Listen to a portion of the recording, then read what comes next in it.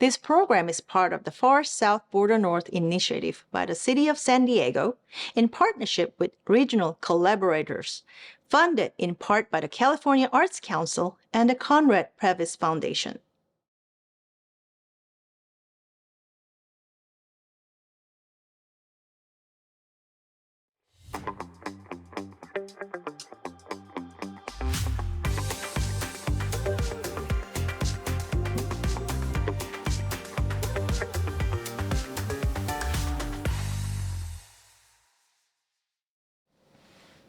Hello and welcome to Food for Life. I'm your host, Kathleen Choi. Today, we conclude our Food for Life series with a roundtable discussion featuring our culinary artists and explore what we have learned through this journey. We also prepared our favorite healthy, delicious dishes to share with you. I also thought I'd share my popular Korean-inspired kalbi burger recipe for a delicious twist on a classic burger. That and more coming up next on Food for Life.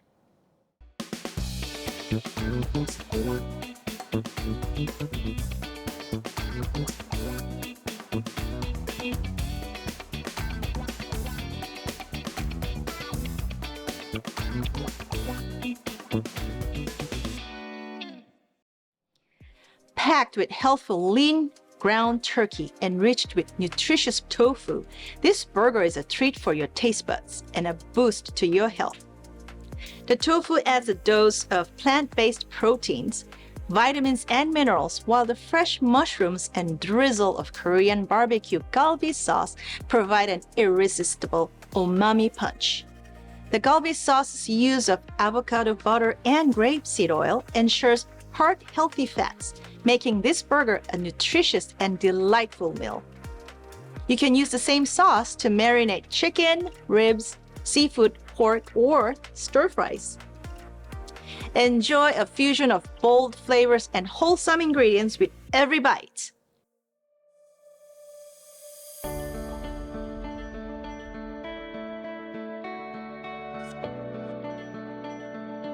Hello, I'm Kathleen Choi, the lead culinary artist for Food for Life, a health and wellness campaign dedicated to addressing the inequities and disparities in diet, nutrition, and disease prevention in San Diego's underserved communities, especially among the youth.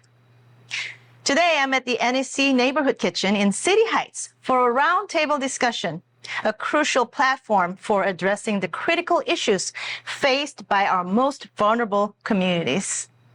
We will delve into topics such as access to healthful, affordable foods and practical solutions for cooking nutritious meals on a budget, all within the context of culinary arts and community wellness. But first, I am thrilled to introduce our esteemed panel of fellow culinary artists. They each bring a wealth of passion, knowledge, and experience to our discussion, and I'm confident that their insights will enrich our journey.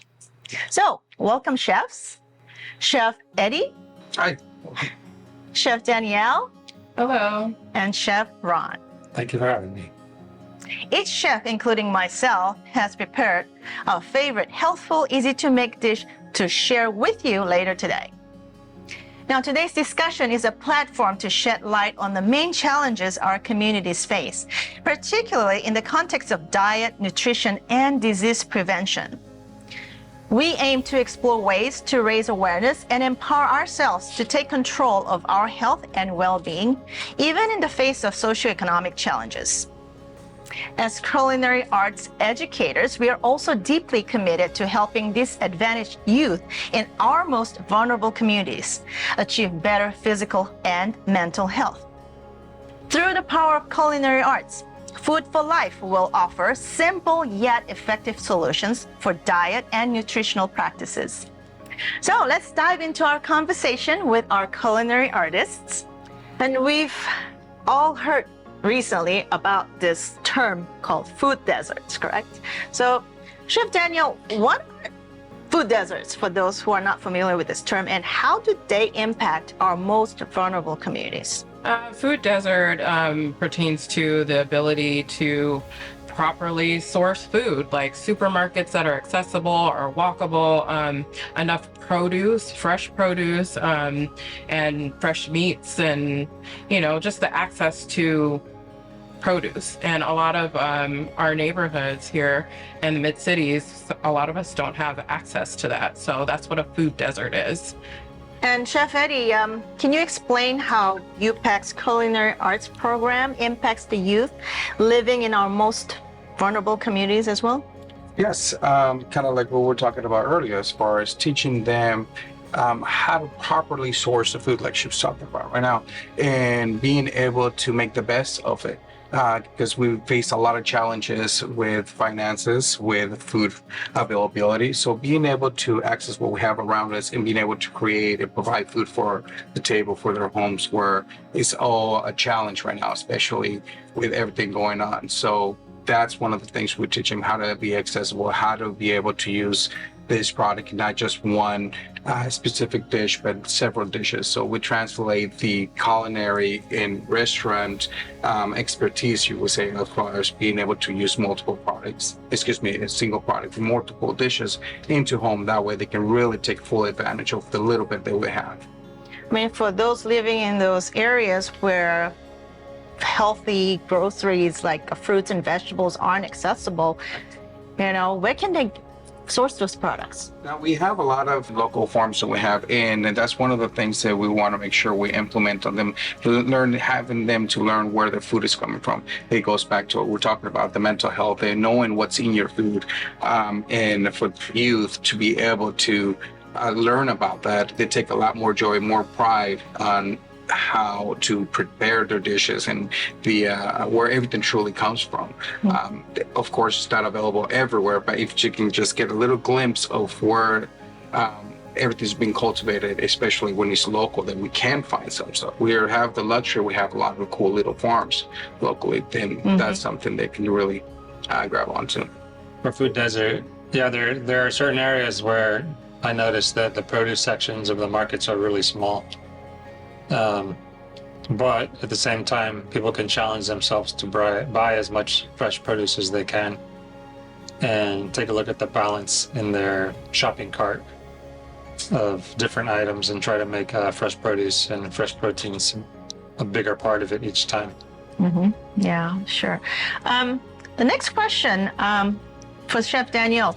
First, do you think that local government and even the private sector food banks are sufficient for reaching these vulnerable communities? Or do you think we can improve upon more consistent access to affordable and nutritious foods? For example, like by offering more culinary arts and education programs in our schools or other initiatives, would that help foster change behaviors, particularly in youth, taking more personal responsibility for their diets and health?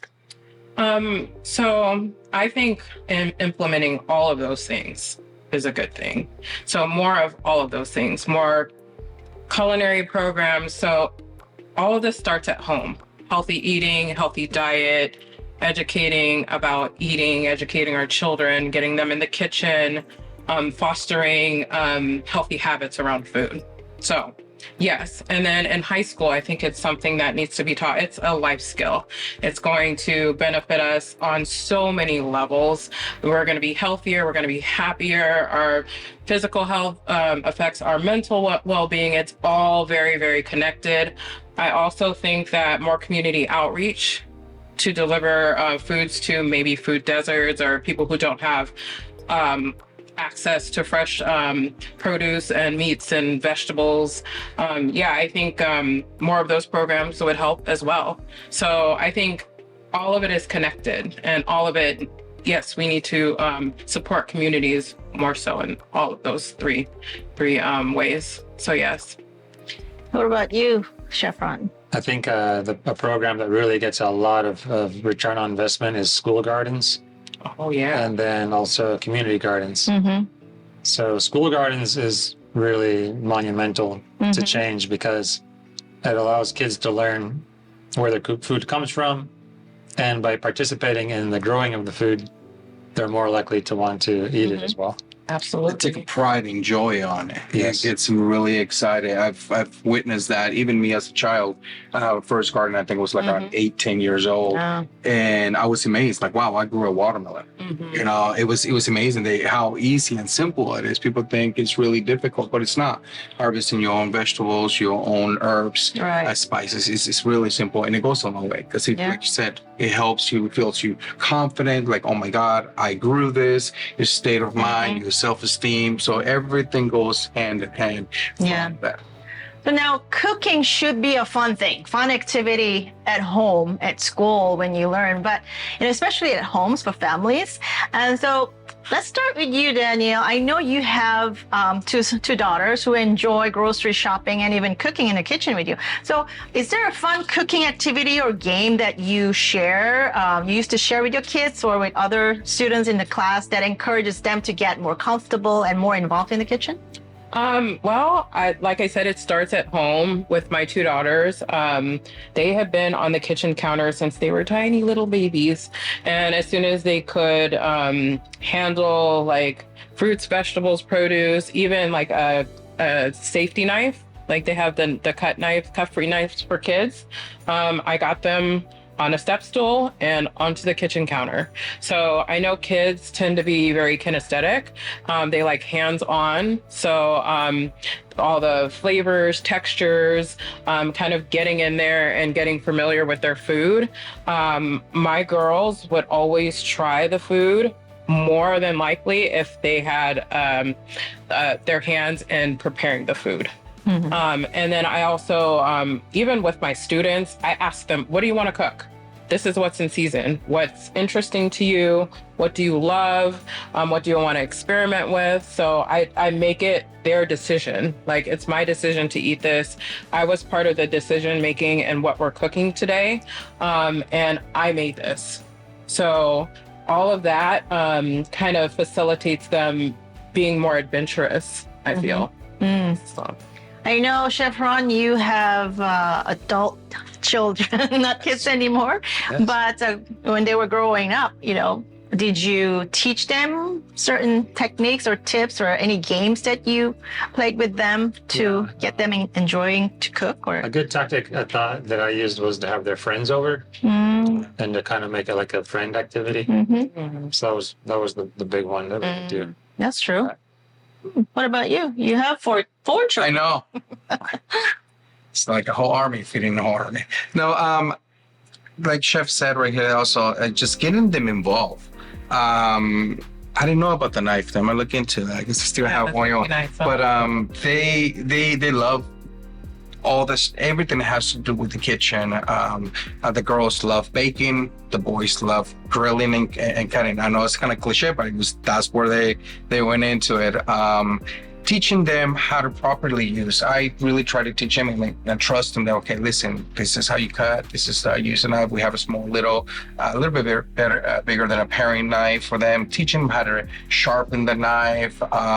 Teaching them that a dull knife is more dangerous than a sharp knife. Teaching them how to let the knife do the cut, not you doing the cut. Things like that. And they feel like, oh my God, I'm being trusted in using this knife. And then, like she said, exploring different flavors, letting them be part of the decision, what they're making. This is the stuff what we got. What should we make? And I already have in my head, I know what we're gonna do, but they're coming up with them like, oh wow, okay, let's do that. How about like this? Oh yeah, that too. So then being involved, getting their hands dirty, and like literally like getting into the mixture and everything, it makes them for fun. I mean, kids love gooey, nasty little things. So having them involved with the food, and like she said, makes them more experimental. They want to try this. They don't want anything green. All of a sudden, it's time to get this green rice. Why is the rice green? Okay, well, let's make it green. So things like that, I do.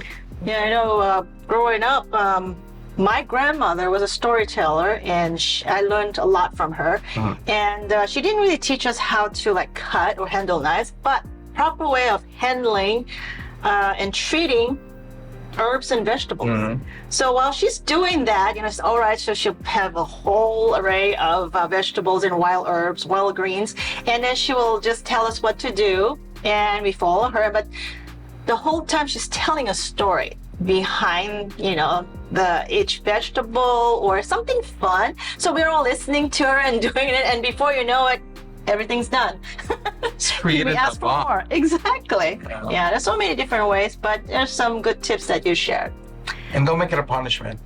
Exactly. Never, My grandma used to never. punish me. Oh, you were Yeah. bad. You cleaning all those bags of beans. I'm like, oh God. Exactly. Reward. So making it fun. Like, Yeah, reward them with the delicious dish that you will make with those ingredients, right? Yeah. Also to make it intentional, Yes.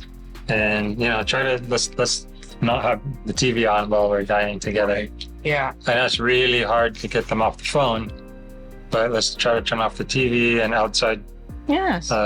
distractions. But also, as parents, we shouldn't be on our phone at the table, setting a bad I example. totally agree. We shouldn't be taking outside distraction, taking a phone call or anything, answering the door even. Let's continue to talk about your passion for especially using organically grown corn to make masa for tortillas at home. You have prepared a recipe today using, tortillas from that organically grown corn. Yes.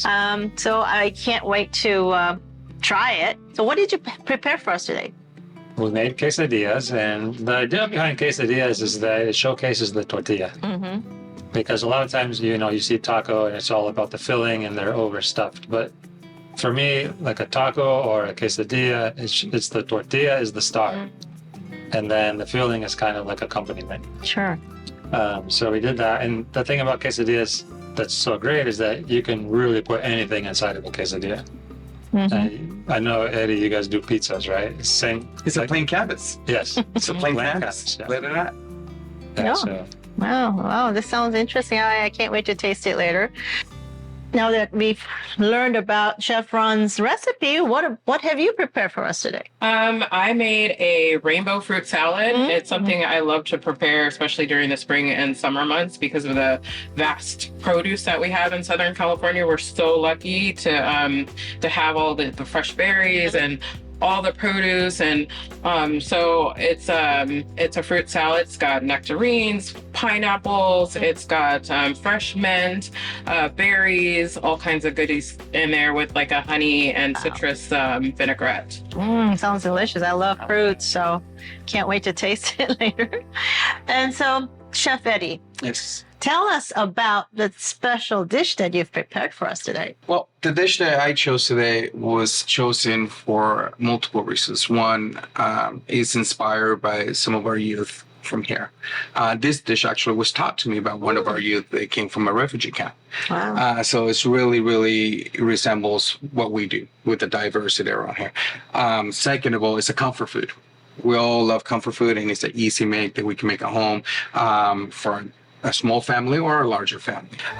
So we got spicy Thai chicken with, it's got fish sauce, it's got a little bit of spicy Thai chilies, which is really nice. So this dish is supposed to bring a lot of heat, and it's got the earthiness of the Thai basil, it's got the fried egg on top with a little bit of yolk. It also has a roll on the dish itself.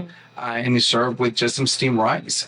Being a traditional dish that they use for breakfast, lunch, and dinner, it's very versatile. It's perfect home cook. They can make this. You don't need to be a very skilled chef to do this. That sounds delicious, although I have to admit, I did try out your spicy Thai chicken before. Yes. And it's really delicious. And I can't wait to share it with the other chefs here. Yes. And for my recipes, I've prepared two kinds of dishes, but basically using all the same ingredients, pretty much. And the first one here is called kimbap, and kim means seaweed and bap means rice. And it's a very popular dish in Korea and also even in the US. It's easy to make, enjoyed by kids and adults alike. I always like to introduce this dish at cooking demonstrations because I have the kids come up and then I have them roll it with their favorite ingredients. But typically it's made with lightly seasoned vegetables. Okay. Yeah. And then, of course, the bulgogi beef is a key in this dish. But of course, for the vegetarians, you don't have to incorporate the meat. Of course, the egg is very important. And then I used some of the leftover ingredients over there for bibimbap, which is basically a Korean rice ball. And the same thing with that. That doesn't contain meat though, but instead I substituted the meat with shiitake mushrooms. I lightly sauteed them and also used the bulgogi sauce, and then I sauteed that lightly. So with egg in the middle, and you just serve it with Korean gochujang chili paste, which is very popular. But that one in particular is mixed with vinegar. So it has a little bit of acidity, but it's sweet, salty, savory, delicious, my favorite. So this is one of those dishes you can really just put almost anything, anything you have in your fridge. I was just like, okay, let's clean it up. Nice. I love that. Yeah. Those are usually the best ones. Exactly. All this, again, you can put it in the quesadillas, right? The chicken here. And of course, finish up with this beautiful, delicious, and healthy fruits. Bright salad. Yeah, rainbow salad. Now I'm getting hungry. So before we go, would you like to say a few words? I think I speak for a lot of chefs when I say that, you know, we get into this business because we love to cook and we want to make great food. And then later on in our careers, we figure out that it wasn't really the food that we made that is our legacy, but the people that we impacted along the way, especially with Danielle and Eddie, how they teaching young people. I also have a lot of students that came in, you know, through the years, through my kitchens. And that's the thing I remember. I don't remember half of the food I make, but I always remember the people and the ones that, you know, contact us later and thank us for, you know, what we did or what we taught. So this program that we're doing right now is the same thing. It's another way to reach and impact people. So I want to thank you for implementing the program. Of course, thank you for being part of this program. You know, it's all about, like you said, food connects everybody, different cultures, and we share our stories and recipes. And so there's no need for talk, right? We just enjoy it. Yeah. What about you? I'm honored to be part of this program. It is vitally important that we teach our youth how to cook. And, you know, this country is suffering from a multitude of diseases, which starts like with our youth. We're having an explosion of childhood obesity and diabetes. And so I wanted to help, you know, come up with solutions and mitigate with that through this program. That's like a fierce avenue to do that, and also connecting with my community, connecting with the needs of the community. And I feel like this program does that really well. Food insecurity is huge. Yes. In my neighborhood, I teach at Hoover, and, you know, I talk to the kids every day, and some of them don't eat breakfast, lunch. Some of them don't come home to dinner. So this is really important to me. It's a passion, and being able to have this as a platform to talk about the needs of the community, the different programs, such as Eddie's program, you know, eating healthy, like Ron's program, the MASA, and, you know, we have a lot of indigenous and Mexican students in the population of Hoover, and that's part of their culture. It's a deep part of their culture. So I think all of this brings like a lot of the needs of the community together and focuses and highlights that. So I'm happy to be a part of it. Great. Thanks for being part of the program as well. Chef Buddy? Wow. I mean, there's so many points that I wanted to touch, but it's incredible. First of all, it's been an amazing journey that we've done here, and I want to thank you personally for allowing us to be part of this project. Because, like Chef Daniela says, it's very important for our community. Being able to use this platform to teach them and to reach out there. I know some of our youth, they can't wait for this because they want to share it in social media. And I don't think we can ever have enough exposure out there to show, hey, this is what we need to be focused on, which is the earlier habits that we develop as youth, and especially to a communities that that's not a priority. Let's just face it, whether there is cultural wise or whether it is financial situations or it's just simply because they don't have access to it. So I'm very excited to be able to use this platform, this program to reach as much as thousands and millions of people through it is just mind blowing. I'm glad I didn't think about those numbers while we were filming.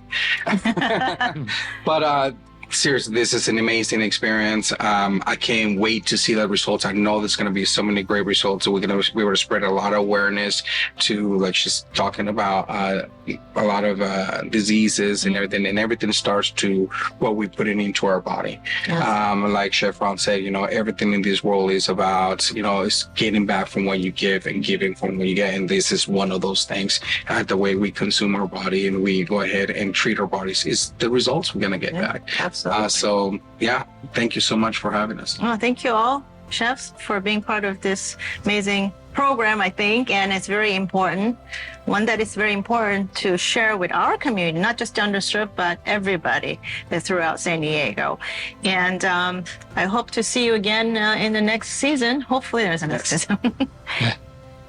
We hope you found today's important conversation with our chefs informational and inspiring, and that you will try their healthful, delicious, and easy to make recipes at home for yourself and your families to enjoy.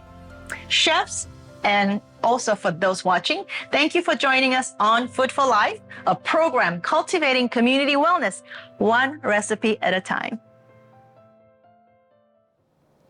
On behalf of everyone who participated in Food for Life, I thank you for watching.